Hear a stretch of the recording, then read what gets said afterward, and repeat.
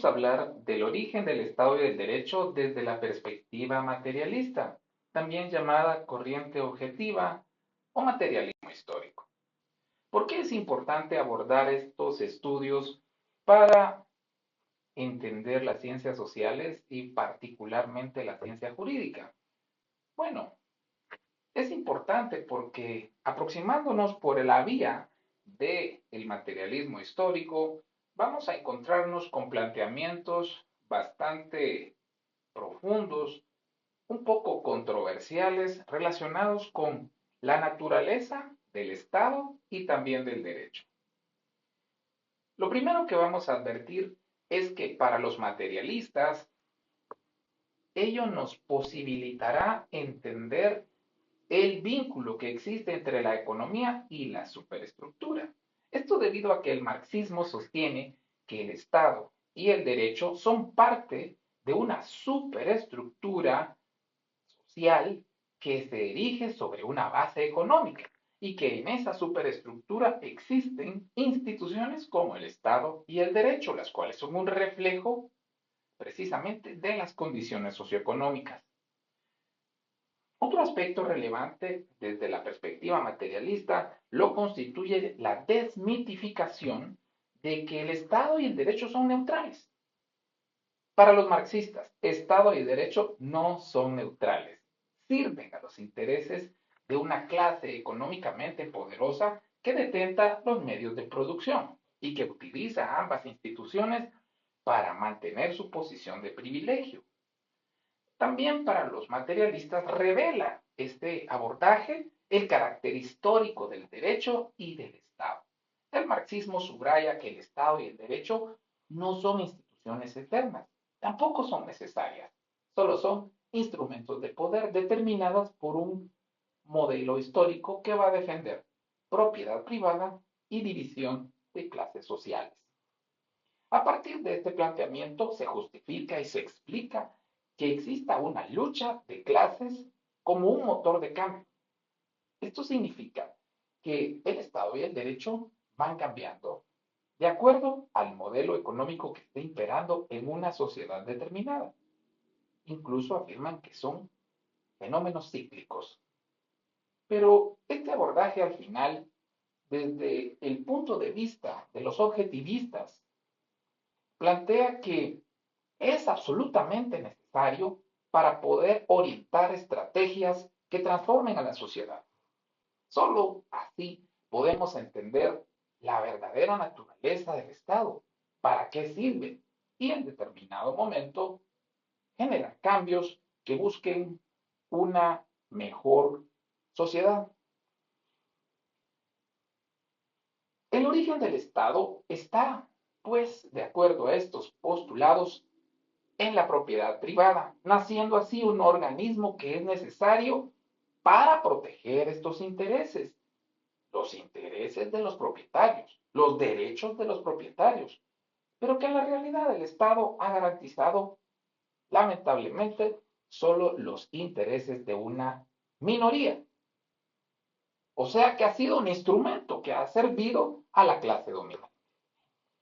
Podría decirse que esta escuela o corriente del pensamiento social vincula al tipo de Estado con el sistema económico. En este orden de ideas es fundamental que se establezca que precisamente es a través de estos postulados que nosotros vamos a ir entendiendo por qué es que deben estudiarse de forma indisoluble, al mismo tiempo, pues, Estado y derecho como dos categorías que son imperiosas en cuanto a su abordaje y a su estudio desde el mismo momento en el que surgen, en el que emergen por la denominada división de la sociedad en clases sociales. Claro, eso solo sería posible si nosotros lo hacemos con perspectiva del materialismo histórico porque es la disciplina, es la forma de estudiar ciencias sociales que somete precisamente sus construcciones teóricas al método científico. Ahora es importante caer en la cuenta de quiénes fueron los tratadistas que son referenciales para el materialismo histórico. Y aquí tenemos que mencionar a Karl Marx, que en sus obras como el Manifiesto Comunista de 1848 afirmaba algo tan relevante pero también tan fuerte como que el gobierno del Estado moderno no es más que un comité que administra los asuntos comunes de la burguesía capitalista. Entonces aquí vemos que Marx resalta el carácter clasista que tiene el Estado. Lo considera un instrumento de la burguesía precisamente para perpetuar su dominación. Otro gran referente del materialismo histórico lo constituye Friedrich Engels. En su obra El origen de la familia, la propiedad privada y el Estado de 1848, afirmaba que el Estado pues no ha existido siempre y que hubo sociedades que se las pudieron arreglar, que se manejaron sin él y que precisamente no tenían ninguna noción de Estado ni tampoco un poder coercitivo que estuviese constriñéndolos a actuar de determinada forma. Entonces Engels subraya el carácter histórico del Estado, que surge precisamente de la división, partición de la sociedad en clases sociales antagónicas. Es también importante mencionar que Vladimir Lenin, en su obra El Estado y la Revolución de 1917, afirmó que el Estado es un producto y una manifestación del carácter irreconciliable de las contradicciones de clase. Aquí lo que Lenin ataca es precisamente el papel que ha tenido el Estado como un aparato opresivo de una clase sobre otra en contextos precisamente de conflicto. Como puede advertirse, estos tratadistas hacen énfasis en que el Estado y el derecho no son instituciones ni naturales ni neutrales y que simplemente surgieron para tutelar un modelo económico que tiene como pilares a la propiedad privada y precisamente la división social. Esta relación con la lucha de clases tiene mucho que ver precisamente con los cambios y la instrumentalización del poder. Ahora bien, los distintos momentos en los que se dio este surgimiento del Estado y del Derecho parten de la época de la comunidad primitiva, no porque ahí existiesen Estado y Derecho, sino porque es necesaria hacer una referencia a aquel momento histórico en el cual los materialistas dicen que era la infancia del género humano. Y así lo afirman porque en ese momento los seres humanos satisfacían sus necesidades económicas de una manera muy rudimentaria. No existían todas las facilidades, la tecnología, los instrumentos para poder alcanzar una satisfacción de necesidades básicas de forma cómoda como la sociedad actual. Incluso se habla de la nomadez, es decir, que los seres humanos no estaban asentados en un territorio nada más, sino que se movían de acuerdo a su conveniencia de un sitio a otro. Ahora bien, lo particular e importante de la comunidad primitiva, este primer momento de la historia del género humano, es que no existían ni Estado ni derecho.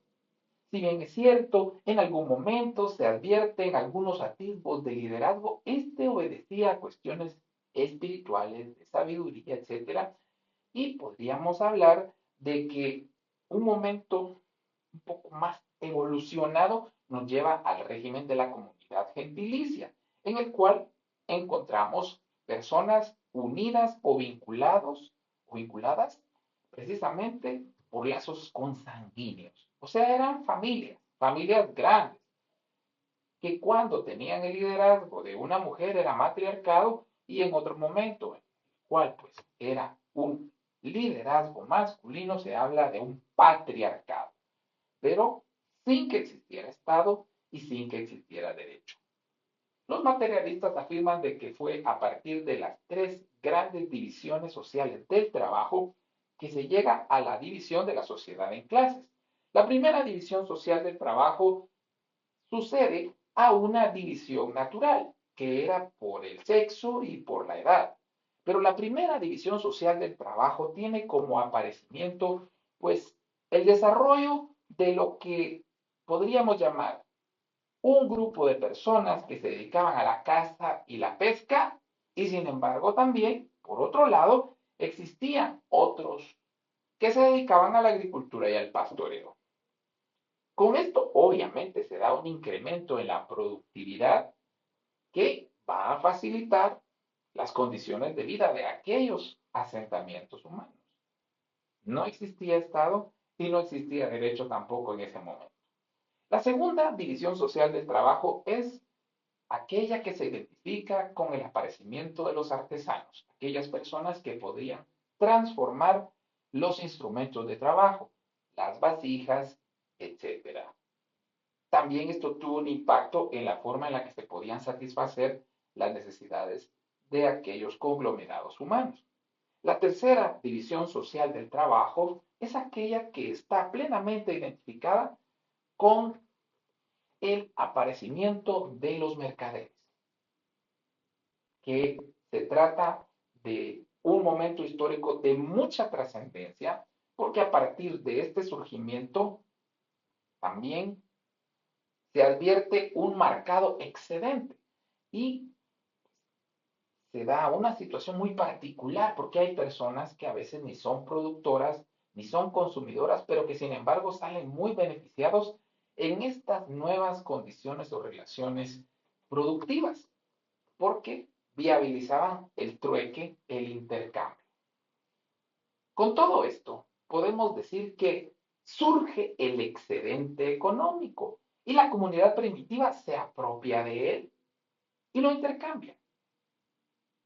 En este momento aparecen las clases sociales. Esto está representado por un periodo de transición de la comunidad primitiva al denominado esclavismo, cuando el trabajo del hombre primitivo se hizo más productivo y algunos miembros de la comunidad tuvieron la posibilidad de crearse con sus propios esfuerzos los productos que les eran necesarios, surgió entonces la tendencia a la independencia económica. Con el surgimiento de la tendencia a la independencia económica, el colectivismo de las relaciones de producción de la comunidad primitiva se empieza a transformar en un freno al desarrollo ulterior de la producción, ya que limitaba la iniciativa de los productores individuales. Al desaparecer la necesidad del trabajo común, el incipiente trabajo individual requería de la propiedad privada de los medios de producción. El intercambio mercantil del que estábamos hablando tuvo mucha importancia precisamente para que surgieran y se desarrollaran las relaciones de propiedad privada.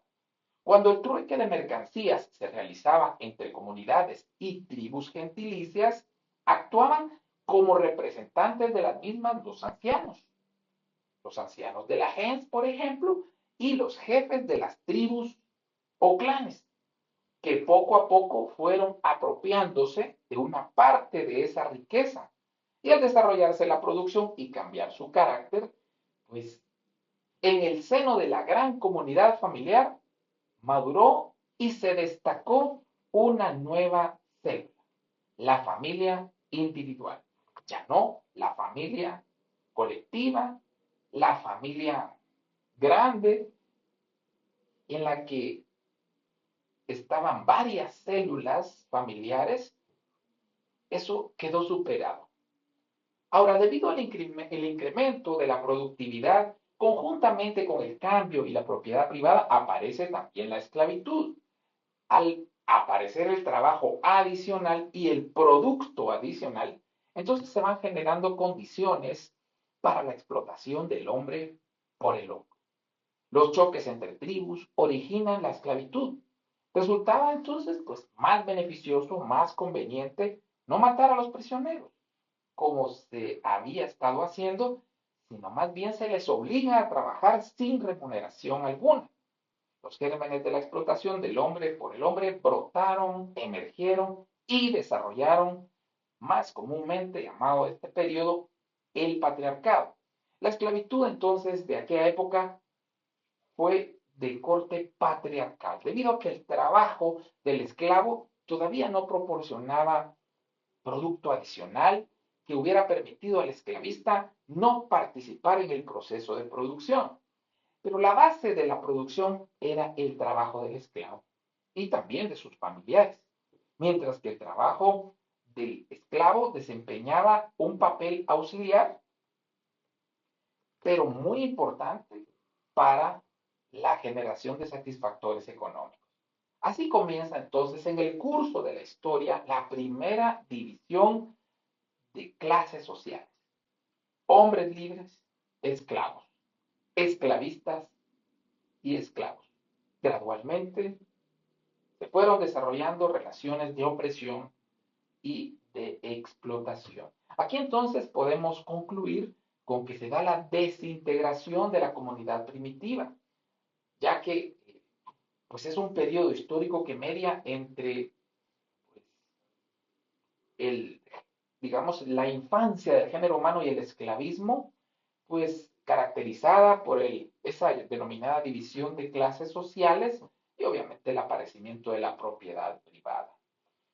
Con esto, precisamente, se deja atrás ese estadio histórico en el cual podemos hacer alusión a una absoluta prescindencia de lo que es Estado y Derecho. No existían ninguna de estas instituciones en un momento de la humanidad. Sin embargo, vemos cómo el desarrollo de las fuerzas productivas, el perfeccionamiento, aunque todavía rudimentario, de los satisfactores sociales, genera excedentes, genera especialidades y permite a ciertos líderes el apropiamiento de ese excedente y obviamente con con este, con esta segmentación podemos llegar a la conclusión de que la sociedad ya no fue una, sino que fue dividida en dos clases sociales, no porque alguien lo decidiese, sino como una consecuencia del desarrollo y la evolución de las fuerzas productivas.